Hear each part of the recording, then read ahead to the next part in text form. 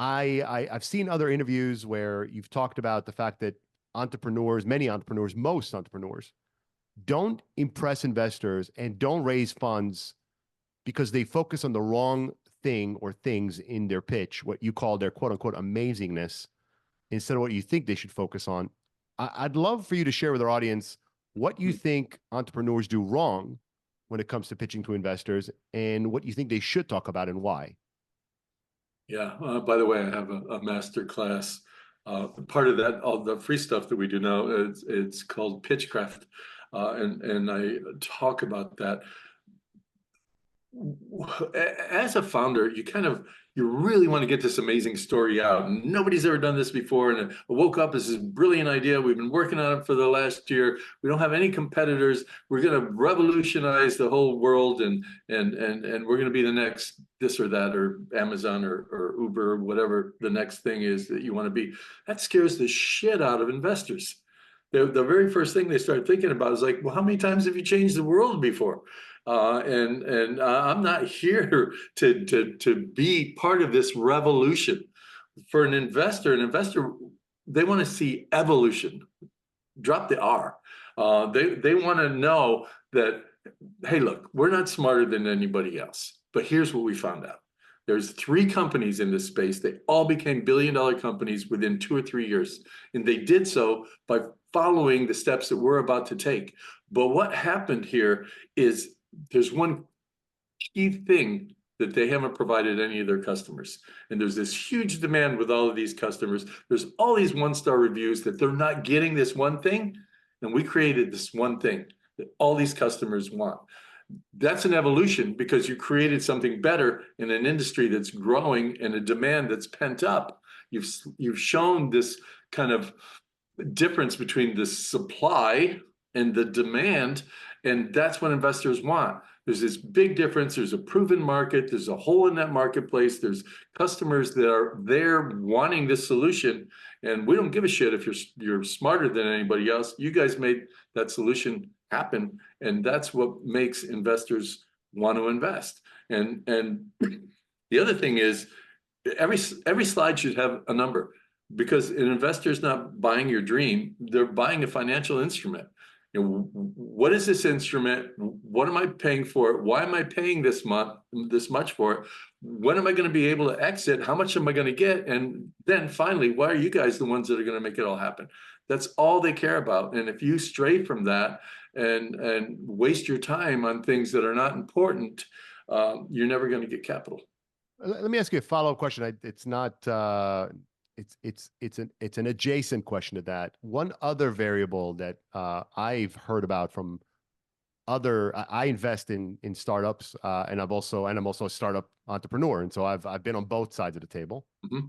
And I am often turned off when an entrepreneur comes to me, and even in the case of an entrepreneur that is in fact talking about building a better mousetrap on top of something that exists, which I wholeheartedly agree that those are the best opportunities. Sure, you can create a new marketplace. You can be Uber, but good luck with that. There's a reason there are only a few of those guys. Yeah. What turns me off is when someone comes to me, they don't have a business model yet, or they've not begun to operate, and they're trying to raise $10 million. They've proven nothing to no one, and they're trying to do that. What's your perspective on what is the sweet spot when you're out there? Maybe you're pre-revenue or very early revenue. What's the sweet spot of what looks and feels like you have, your feet planted firmly on the ground? Yeah. That sweet spot is whatever you can get. And if you don't start, you're not going to get anywhere. The back to Airbnb, those guys were out trying to raise $1.5 million no, they were trying to raise $150,000 at a $1.5 million valuation. They couldn't even get that money. And look what they became. They only became that because they went out and found whatever it is they needed to do to get that money. That initial valuation, the first investors in Amazon invested at something like a $500,000 valuation. You can't be all full of yourself. You have to understand you're never going to get to step 2 unless you get the capital to leave step 1. And so the companies that are pre-revenue and that have not done that before, they need to be modest, and they should be lucky that anybody's willing to bet on them. Look, if Elon Musk walked into the room and wanted money, he's going to get a much higher valuation. But if you've not done this before, you're lucky that some people are going to bet on you. And by the way, if you take investors like you that also are business owners, CEOs that have had exits on their own, then there's a value there that's going to help you get to that next level that's well beyond the capital that you're going to get from an investor. Choose wisely, be modest in your valuation, and go kick ass.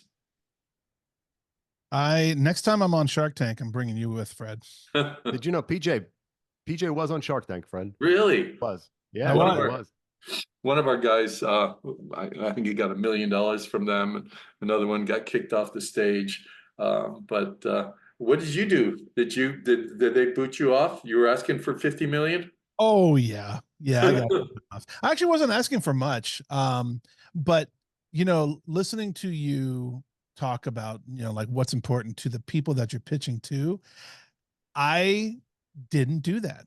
Right. I came in with, I know exactly what needs to be done with this company.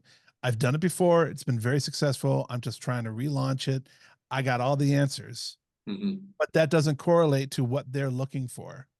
And I was, as prepared as I thought I wasn't prepared to talk to the points that you are talking about, which is what's most salient for them and not for me. And that's 1,000,000,000% on me. And you've just helped me out more than a lot of therapy bills. So I really appreciate that. Hey, look, there's one other element in those investors, right? And that's ego.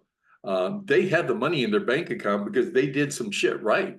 Yeah. And they don't want to hear that you have all the answers and they don't have any, because they're not doing this just to make some extra money. They're doing it because it's fun, exciting. They want to help you grow. They want to be part of it, especially, those pre-seed investors, other than mom and dad. They have a lot to offer. And if you don't consider the ego element of it as well, then you're lost. Yeah. I was so sure that they were going to invest that I never thought about a no.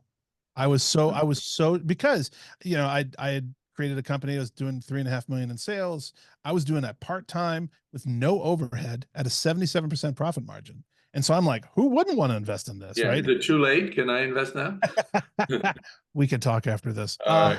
But yeah, I mean, it was nuts. So next time I'm bringing you with it. Just I love the fact that I keep saying, keep thinking of you like just taking a step back, but I love how you keep like this little bit of a distance when you're looking at everything, because that cooler heads will prevail mindset, I think, is so key. And like I said, next time I'm bringing you with me. So right. let's build on what we just talked about in regards to the whole pitching thing and everything. When entrepreneurs, obviously we get things right and we also get things wrong to investors. Besides what you shared, what do you think are like 2 or 3 things that you would look for as an investor in a new venture where you're like, you know what, that sounds like a winner to me? I'm not sure this answers the question directly, but it definitely the first thing I need to consider, and it's something that I would tell every one of your listeners, that if you're going to be the CEO of a company in today's world, you need to be a financial CEO. You need to know all your numbers, as painful as that is and as boring as accounting is. You need to know your numbers. You need to know where you are, where you want to go, how you're going to get there, what happens if things aren't working out well. You really need to know that. And if you have somebody that you're talking to that by the time they get to slide 3 and you ask them, well, what about if you can't get this partnership with company X, and they're sitting there like looking at you, not knowing how to answer, then you're not going to invest in them, because at the end, the thing that people invest in at the very end, almost your last slides, is you. And if you can't pull it off, intellectually, emotionally, with the experience that you need to show them, the fortitude, the grit you need to show them, I'm not gonna do it. And you know, there are those potential investors that are out there that are going to say to you, you know what, this is really great, and they may have said that to you, PJ, that this is really great, but you know, go out and do these 3 things, and then come back and talk to me in 6 months, and we'll see. And if you don't have the fortitude to basically say, I've been working this day and night for the last 6 months. We know exactly where we are. We know exactly what we have to do. And those are our great ideas. And we can, in our next round, maybe consider them. But right now, this is what we need. This is the valuation. This is what we're doing with it. And are you in or are you out? If you don't have that kind of strength, if you're letting them push you around, I wouldn't invest in you. So that's the one thing. The other thing is, again, an understanding of the fact that I don't want to pick on you, PJ, but that you know, if you think you know all the answers, which is almost the opposite of what I just said, that concerns me as well. If you can't, if you show that you're like rock solid in where you are and you know all the elements of it, and you don't really need anybody else's help or support, you're kind of just there to give them a favor, that's something that's concerning to me as well. Those are probably the top 2 things. Not knowing enough or knowing too much, the opposite ends of the spectrum. The story of my life. Well, it's so interesting. I do, as you were speaking of the second and you called it out yourself, it seems a contradiction to the first, which is not in of itself disqualifying, as we said before. Failing fast on some levels can seem like a contradiction to perseverance, but it's not. It's all in the how. And ultimately, as you talk to investors, come in there with humility but confidence. And again, words that may seem like they're difficult to put together, and that is true, which is why the vast majority of people who pitch don't get funded, because they find it very difficult to land that sweet spot. So humble but confident. And the second thing is, be prepared to listen. Be prepared to listen. You're talking oftentimes to people that have accomplished huge things in their careers. They have seen things succeed. They have seen things fail. And whether or not you get money out of them, the insights they share with you are worth a substantial amount of money. So take the opportunity not to just tell them everything you know and try to stop them from speaking and tell them why they're wrong. Listen very well. You can take away their feedback, reflect on it later, and you can come to your own conclusions about whether it was right or wrong. But at the moment that it's occurring, first of all, it's awfully discourteous to not let them say whatever it is they need to say. Second, you're missing an opportunity. Yep.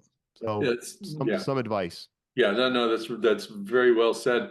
When I train our folks to do pitches, the very first thing, even before the problem statement, is kind of the winter is coming. The Game of Thrones, everybody was saying that for 3 seasons. Nobody knew what the hell it meant. But there's a seismic shift in the world. And that's where you start getting the buy-in. That's where you start trying to pull things in. But raising money and building companies is all about storytelling. If you can't tell a good story, you're not gonna get there. And so with my companies, I always have them start with, the big idea. Winter is coming. There's a shift in the world. For Airbnb, it would be that people need money like they never needed before. There's all these opportunities with these homes and free space. And if you can't get past that, don't waste the investor's time. Don't waste your own time getting into the problem and the solution. Get the buy-in right from the very beginning, and that's what I do. I mean, we're out raising capital right now, and I start with the fact that when I was a kid, when you thought about rich people, you thought about the doctors, the lawyers that your parents wanted you to become, the business owner down the street, movie stars, the athletes. That's what you thought about. But now you think about entrepreneurs. And it's all about entrepreneurs. That the infrastructure is not there. There's this massive shift in the world where everybody wants to be an entrepreneur. Even people that are out making $750,000 a year in corporate America want to leave and want to do something for themselves. And there's no support system to really help them out. And that's the big story. That's the big idea. That's the winter is coming statement. If some guy says to you, that's bullshit. Don't waste your time. Don't waste their time. Just, go off. And the only way that you're going to make it through your slides is exactly what you said. Listen, because you need to be prepared to say different things based upon what you're hearing. And if you're not hearing, you're going to go through, oh, wow, I made it through my 12 slides.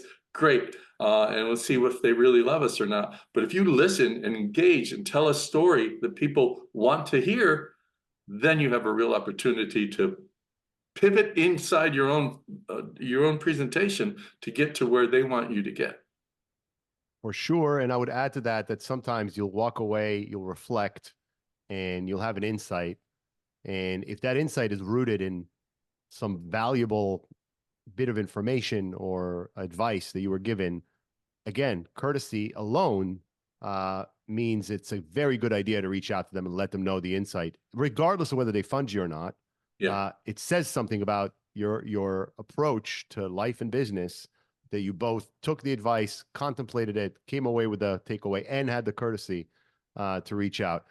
Yep. Let's